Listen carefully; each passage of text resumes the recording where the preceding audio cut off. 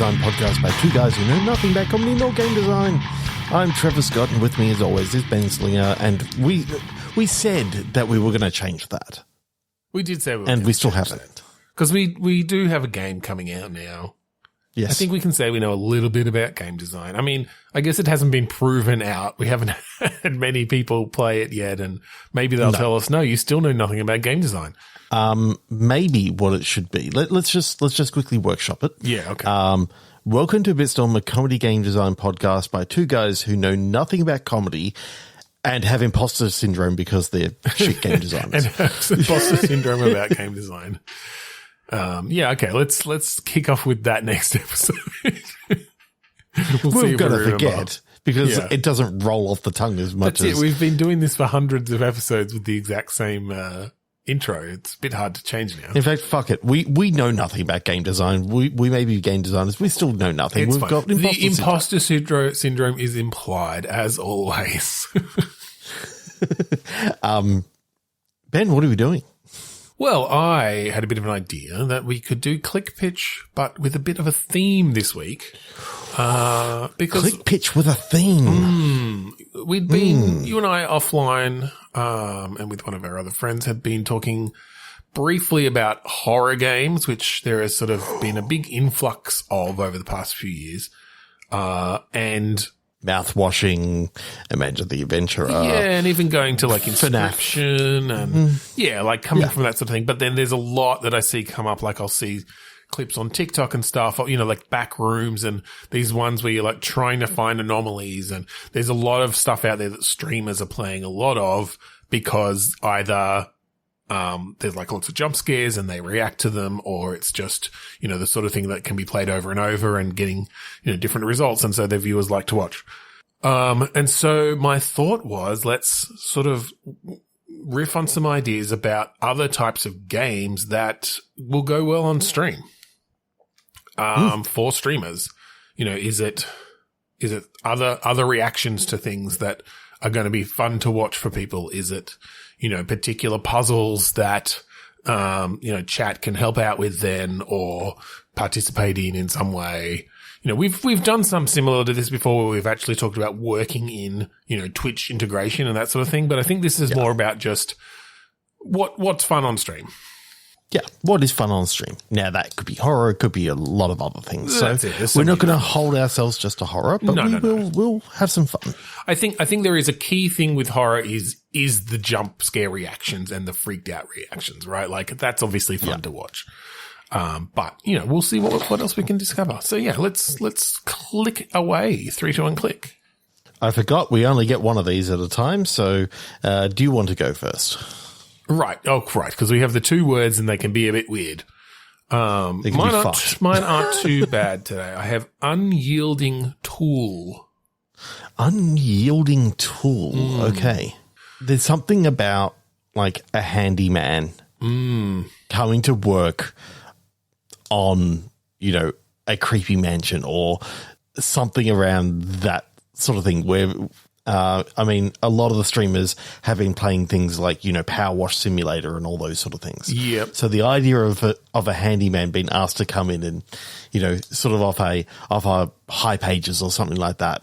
Yeah, coming to a creepy mansion. I do like that mix of sort of mundane jobs with the horror creepy aspect.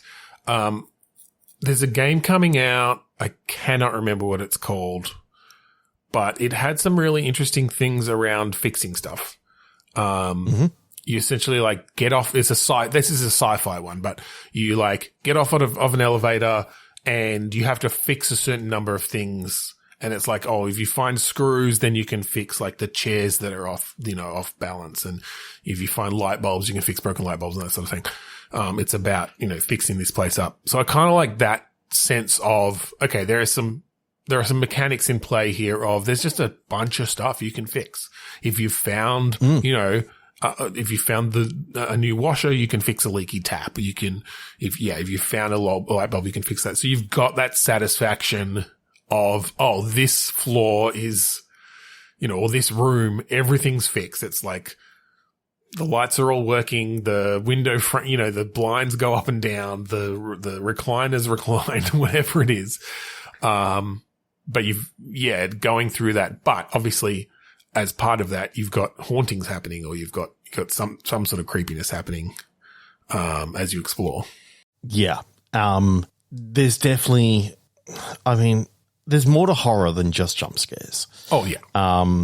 I think the idea of, you're here to do a bunch of things, and then you're like, oh, I can't get out of here because I haven't been paid yet. And you got to try and you're searching the place trying to find the scary bit is trying to get you cash. Yeah. Well, what I kind of like about it is you're almost creating safe zones. Like once you've got areas fixed up, then you're less likely, or you're not going to get haunted there. But to find the materials to fix up various places, you need to venture out into mansion. The basement, into and look, it can be non-Euclidean space. It could almost be procedurally generated levels, or it's like, oh, we're going to the attic, and now here's the attic level of different rooms or different spaces, or however that looks. Potentially. No, I like that. I like that a lot. I think that's right up my alley. I definitely do like the idea of you do a run and it's like, okay, what do we need to fix up this time? Well, that's this it. Mansion. Yeah. Like it's almost got extraction shooter vibes then, except you're a handyman and you're not, you're not shooting, you're escaping, maybe it's sort of more which is very similar to like your repo and all those sort of ones where you were sort of going in. That's true. Having to go in and extract certain things, but you and friends were going in. I like the idea of going in alone, because I do think for this one it should be alone. I feel like this is more of that. Friends make it a little bit like less you feel scary. a little bit safer and a little bit less scary. That's more for the humor side of scariness rather than the actual creepiness, I think. You could definitely go super, super creepy and have those sort of corner of your eye, you notice something and you come back and it's not there. Yeah. And it's like, I remember the first time ever playing Wilson's Heart on, in VR. In VR. Black and white, and you're hearing, like, you start in an asylum basically, and you're going through and you hear this noise above, and there's a person, you know, talking above, and, they're basically going, oh, there you are. And then they disappear and you hear some noise down the corridor. I turned that corner in the corridor, saw someone, turned around, turned back, and they weren't there anymore. And I said, nope, fuck this. Took the headset off and never played it again. Never finished the game. Yeah. There is something about you only see something fleeting, and it's all in the sound design. Absolutely. And then particularly if it's unsettling. Like I remember a similar thing with, and I think it was just the demo of, I think it's the mortuary assistant. It has those sorts of things, and it has moments where it's not that they necessarily disappear. It's like, oh, you turn around and the thing is up in the corner, like staring at you, but it's not moving. And so you don't know if you should look away. Yeah. There was a moment in Amanda the Adventurer 2 that I told you about, that the lights go off and you have to, in the game, Amanda's actually scared, so she asks you to go get her nightlight, and you go venturing and it's pitch black, and as soon as you pick it up, you start hearing noises from behind you. Yep. And you know me, I'm a big scaredy cat when it comes to playing these sort of things. Yeah. I love horror movies. Like, you can give me any horror movie and I will sit down and I will love it. It's so much different in a video game. But I play a video game and I'm like, I just need to run. I just need to run.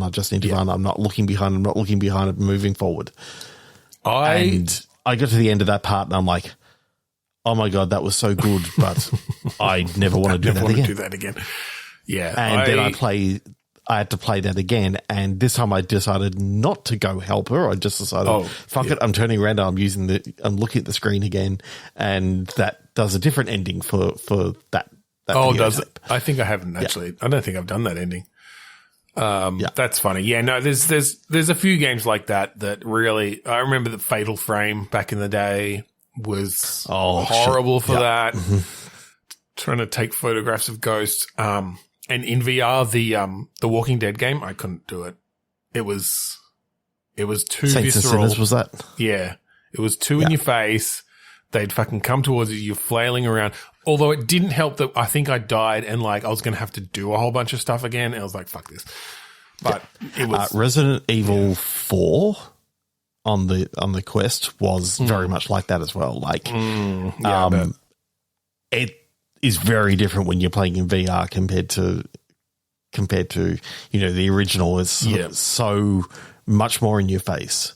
So anyway, 3, 2, 1, click. Yeah, I've got to say you go now. Oh, I did just want to say before we move on, the other genre that you sort of touched on there that is big with streamers is the multiplayer kind of what is, I think, poorly friendslop being called friendslop recently. But yes, your Peaks, your Repos, your Lethal Companies. That's RV there yet? RV there, yeah. I haven't. Yeah, that's a great pun. I haven't seen the game. But I was just, I'll bring that in. You know who actually made that? No. It was, I think his name's Jace from Satisfactory fame. Oh, he used to be the community manager. He was the, thing is, he was making his own game and then he's like, all this Peak came out and he's like, I could do something kind of similar to that. Did something in like 3 months and put it out and is, gone. Is that been popular? I've seen it. Okay, yeah, good. Been very popular. Okay, cool. So I just want to put that top of mind as well. Got a lot of negative reviews as well because it's like, unlike Peak, it's it's always the same thing happening all the time. But it's like, right, yeah, it's a bit of fun. They did it in like 3 months or whatever. Like, no, and it's $10. Like, who cares? Yeah. All right. So anyway, dividable Kith. Tith. Kith. Kith. What is that? Yeah. Your friends and acquaintances. Oh, so kind of like kin, but social kith. group. Okay. All is kith and kin. Yeah. Right, I see. Yeah, kith and kin. Okay, dividable and kith or social group. Friends. Well, I mean, that I'm glad that I brought up the idea of the multiplayer thing then because friendslop. That's very interesting thing and the dividing of it is interesting. Having to divide the group. Yes. Like there are certain things in this that is like, these 4 things have to happen at the same time. Yeah. And therefore you are all going off on your own. So I think one of the big benefits of, I guess we'll keep using it, friendslop, is there's been a resurgence of in-game voice communication, like in-world voice communication. In-world, yes. Where it's either proximity-based or you've got like a radio or whatever. So I think definitely having that work into it where at times you can communicate with the others and at time there may be times when you cannot communicate with certain people. Because I like that tension of, Jimmy, did they die or are they just in a we've sent Jimmy dark off zone to do a particular task. We know he's going to be out of contact for a while. We do not know if he's been successful until we hear him on the radio again, or there's like some other sign, like he shows up as a fucking zombie or something, or whatever. That's fun. Or the gate opens, like that's it. Yeah, or like the lasers turn off, or the whatever it was that he was trying to do. Yeah. There is something really cool doing a friendslop game, or whenever I say friendslop, I immediately think of sloppy steaks from I think you should leave, and so I just think of it's just friends and they're all covered in water and they're having the sloppy steaks. Yeah. Yeah. I mean, it's clearly, anyway, slop is generally derogatory. In this case, it's not always used derogatorily, and by us, it's certainly not used in a derogatory manner, but it has become a useful descriptive term, I suppose. Yeah.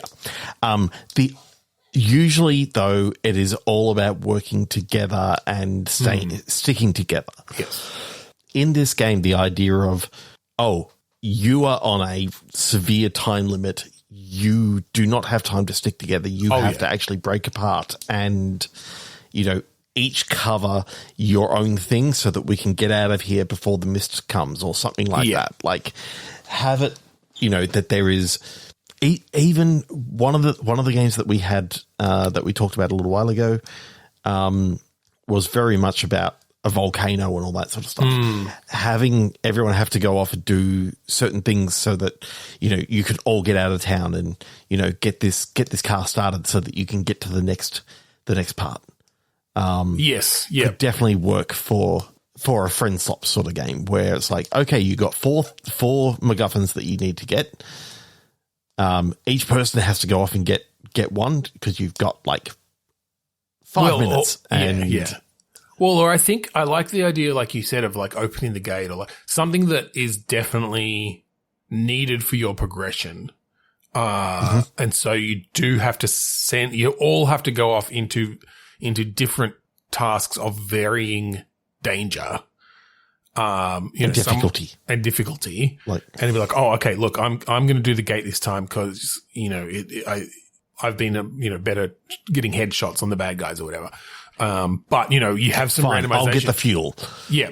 But I'll get the fuel. I'll tend to the wounded. So you're then doing your mini game of you're tending to the wounded and but I like having alive. Some things in there, almost a bit of AI. AI is such a loaded term now. The AI director from Left 4 Dead, which has got nothing to do with generative AI, obviously, but that sort of element in there of like a director where it's like, oh, okay, you've left the person tending for the dead. This is the one where we're going to bring I'm going to send a jockey in and they're going to completely land on you and fuck you up. Well, or like this is the one where, in this run or in this game, the zombie virus, comes up and all the dead get up and start attacking. Or, like you have certain things that there's a particular random chance that they will happen in this run and you have to be ready to deal with them.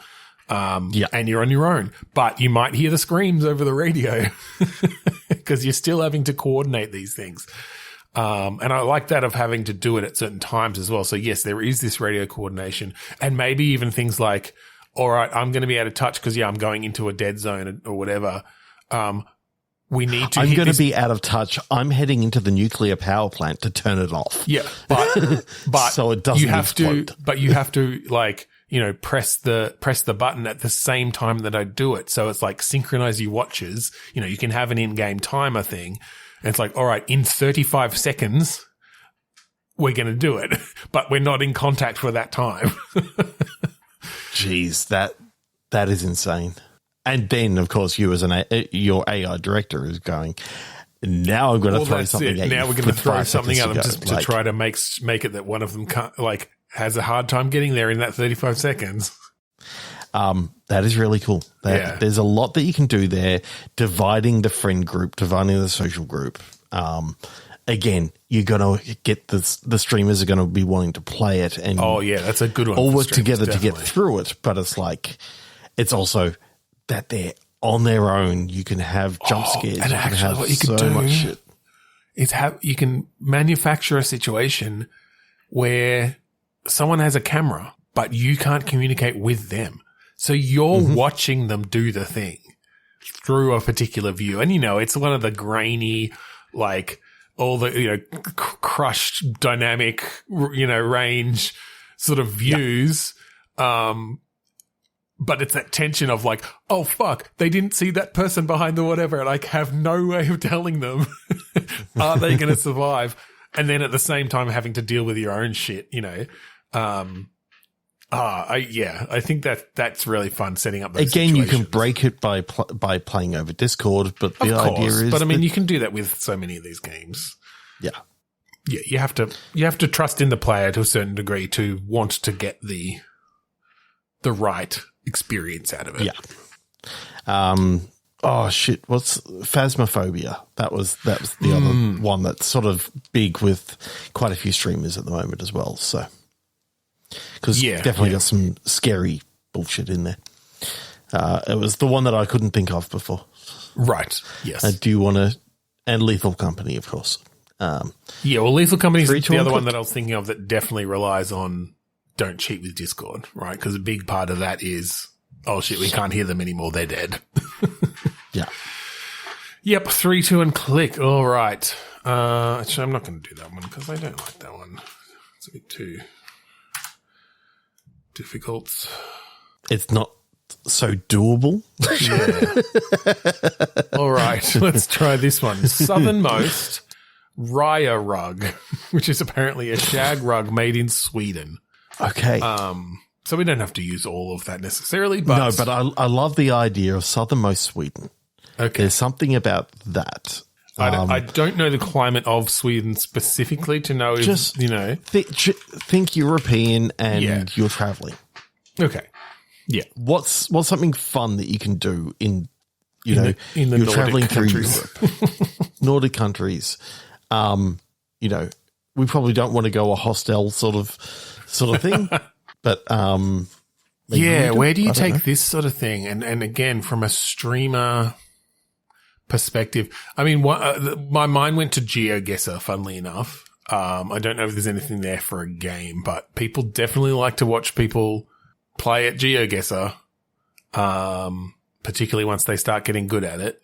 So, I mean, something about recognizing landmarks in some way, or, do you get dropped into a place, and not necessarily a real world place. We're not just doing GeoGuessr, but it's more like, oh, you need to start learning the rules of this game to know where you are to then like find specific things or, I mean, so many games have that already just to be like, to have a good run in a fucking survivors like game or something where it's like, oh, the wind's going this way. So that means, I could head over here to whatever. Like you could have those sorts of elements where it's like, oh, as you learn the sort of, the rules of this game, it's like, oh, this is going to be a good run. And having that for a streamer, I feel like is, that's interesting. Then it's people want to come in and watch like, oh, this guy knows the game. Like this guy knows how to get ahead because he's reading the signs. I like the idea of maybe you can't read necessarily the signs because it could be in some other language. So you have to use some sort of technology there to now go, okay, I've seen this before, or I can pull out the in-game phone and it's like, oh, this is this language and it's saying airport this way. So now I'm going, trying to get out of this place. And the idea is that each time you're trying to work out, how do I get out? Where, I'm starting from this point. Who do I need to talk to be able to? Yeah.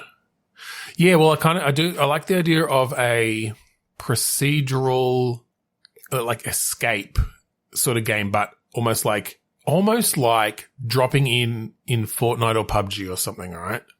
Where you're scrounging for stuff. You need to know where certain things are going to be, or where certain things are likely to be, but it's a single player thing. It's without a mini map. I love the idea of it, unlike where your Fortnite, you can just drop an icon on the map and it appears in the sky and you can get over to it. No. It's more you've been tasked with getting to this particular place by sundown. Yeah, and it's a procedurally generated map. And you dropped, but there are particular rules about how it's generated. There'll be signs pointing to particular landmarks that are in a particular language or use particular iconography that you have to learn. And that might change across the map. Like maybe it's like, oh, well, if I'm on the, this faction side, then they use this word to mean like garage or whatever, where I might be able to find some fuel for the car. But if it's on the other side, it's actually going to lead me into a trap, or and so you have to like add up these signs almost to feels kind of chances scenario, where you're learning a little bit, sort of thing. But in that geoguesser way, it might be like, okay, well, this word could mean garage or it could mean snake pit, but because like it's got 2 stripes on the sign, that means we're on this side, which means it is garage. So I'm going to head towards, like, you know what I mean? Like learning just the different elements. So it's not always just, oh, I've learnt this language. It's I've learned sort of, the rules around these different cultures almost. Mm-hmm. So I have another one. Okay. 3 times click me. Buoyant stonefly. Stonefly. Okay. What is a stonefly? Primitive winged insect with a flattened body, used as bait by fishermen. Aquatic gilled larvae are carnivorous and live beneath stones. So it's kind of like just an insect that, but I like the idea of it. It's buoyant. So it's like, is this, Well, this definitely just makes me think fishing in general. Like, and maybe you're using insects as bait and that sort of thing. Yeah.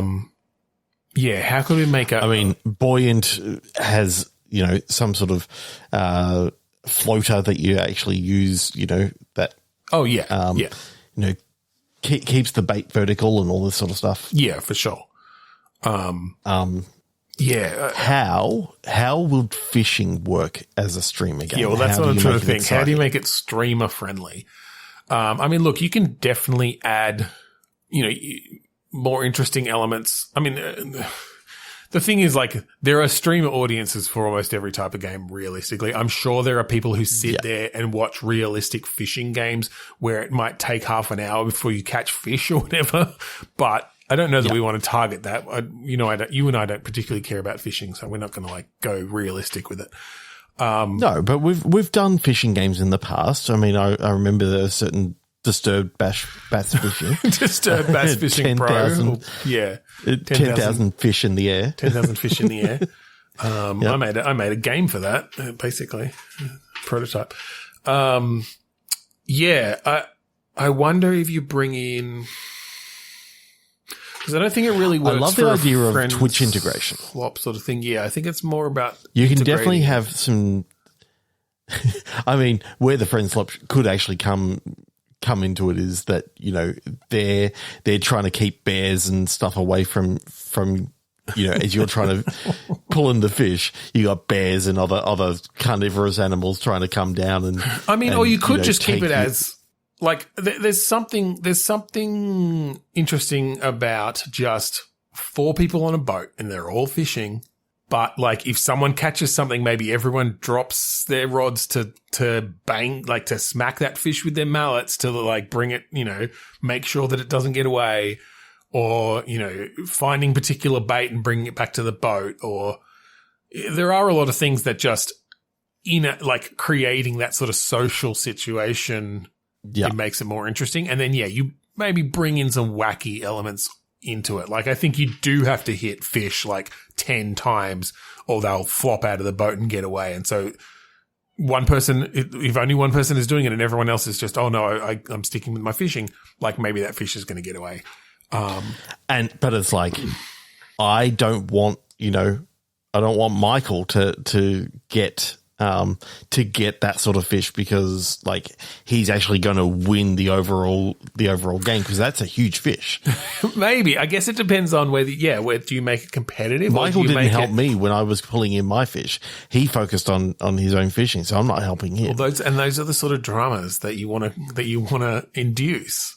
Because that's what makes for fun watching, I like the idea of, it's all about how wide you can get their hands to be for when they're telling their wives at home about how big the fish was. You actually have to find ways to like stretch your arms or like increase your arm span. That's funny. It was this. And it's like your arms just start growing. And that's actually what gets recorded on the official thing is how far you can say that, how big you can say it was. I do like the idea of them catching these big fish, like actually big fish, and having that. They're in like a little tinny, and it's like the fish is longer than the fucking boat. Yeah, and it just comes on, it's flopping around. You're having to like avoid its tail while you beat it to death. And then in true like video game fashion, it just like shrinks into the cooler. Bloop, well, you caught it. Michael caught 37 kilos of meat. 37 kilos of sardine. It's like, hang on, sardine. That was a sardine. The other way though that my mind went with this, and it's because I was thinking of peak and how you sort of work together, but there are different things there that you can fuck with each other. You can kind of fuck with each other a bit. If it's instead of still having a fishing element, but instead of it just being a fishing game, it's almost like a survival game on a boat that you're out to sea, like you're on a raft out at sea. And I know there have been sort of raft games. I think there's one literally called Raft that also is multiplayer and has aspects of that. But I'm wondering if there's something you can do there around, to paddle over to that island over there. You all need to work together and paddle in the same direction. And so it's sort of bringing those things into it and having the different items like Peak has. Yeah. Where, on this island, I found a compressed air thing, so it means we can have super speed for a while as long as I use it in the back here. But don't mess it up because it'll, will overshoot or will whatever tip the boat over different things. Physics-based stuff. I love the idea of a cabin in the woods. You're all, and it's on a lake, and you're all on this thing in the lake, but it's like, oh, Henry, did you set the bear traps? And he goes, no, I didn't. And you look over and there's a fucking bear coming down. It's like, oh shit. Sorry. I thought you were going to say you look over and the shore is just teeming with bears. You're going to have to fight through all these bears. They know you've been fishing. You've got 37 kilos of sardines. You're going to have to fight these bears off with your oars to get back to the cabin. Yeah, okay, I do like that. There's something about just like there's so many different things that you need to do. It's like, John didn't fill up the cooler with all the beer, so now we're gonna get we're not going to be able to handle it when all the hillbillies come by. Throw them a tinny. What about when the booze shark comes? The only way to get rid of a booze shark is to throw him a six-pack. Is to throw it a six-pack, Then he cracks one with you and cheers and he's out. And he's out. I do like those elements again like Peak, the different items that you can choose to take or that you might randomly get at the start of a run. And it's like, okay, well, we can only take so many things, on this boat. Otherwise, maybe there's a weight limit or maybe it's just, how many you can hold, like in Peak. And so you just have to think, okay, maybe we'll come up against the booze shark. Maybe we won't. So do we take all this beer? Do we take the beer or do we give Michael the spear gun so that he can at least, wound protect the beer us shark, from the booze shark and or the bears or harpoon an albatross that's flying by and that, And that becomes better bait for if you want to catch the booze shark. Yeah, that's it. Yeah, that's an achievement is to actually catch the booze shark. I love the idea of, there's a stork flying by. You can knock it down, and it's like, then you got to take care of the baby. Take care of the baby, but you've got better. You now got better bait for like. You can use the baby as bait. No, I'm saying you use the stork as bait, but you now got to take care. You got to take care of the baby and get it back to. Yeah, that's fair. No, I like that. Yeah, there's a lot of stuff you could do actually there with birds as well. And different wild, like, if you get close to shore, you can have different wildlife there. Maybe you can like stop at different points on different docks or whatever, and you might get, a rundown cabin that's got some new items, some different items and stuff. You can change up your loadout a bit.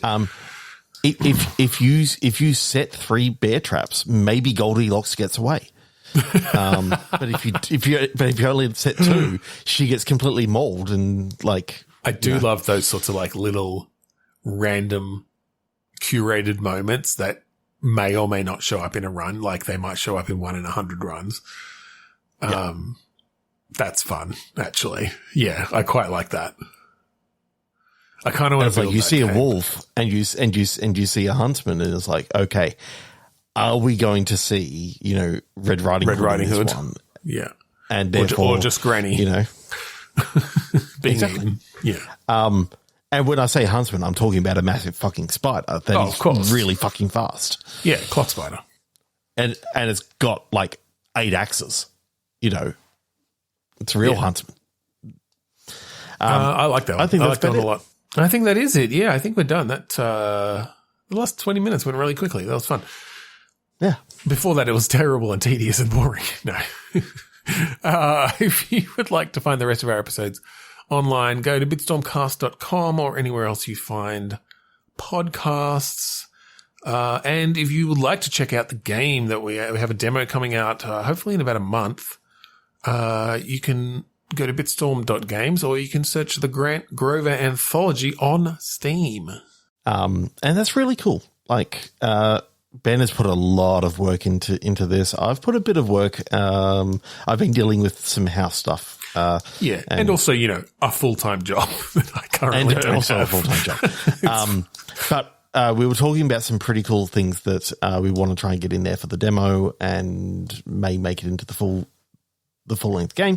So yeah, I'm looking forward to working on that. Yeah.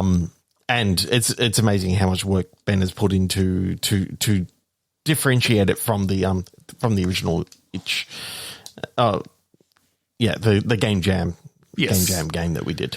Yeah. And if you like the song that we play at the start and end of each episode, that song is called Mount Defiance, off of the album Containment Failure by the band Kuradust. You can find it for free at kuradust.bandcamp.com. That's right. So thank you again for joining us this week on Bitstorm. I'm Ben Slinger. I'm Trevor Scott. And hey, Ben, did you set like 15 bear traps? Oh shit, I only set 14. The 15th bear. Shit. The 15th bear just stole the booze shark. Cracked it open like a titty and drank its blood. That's a horrible thought.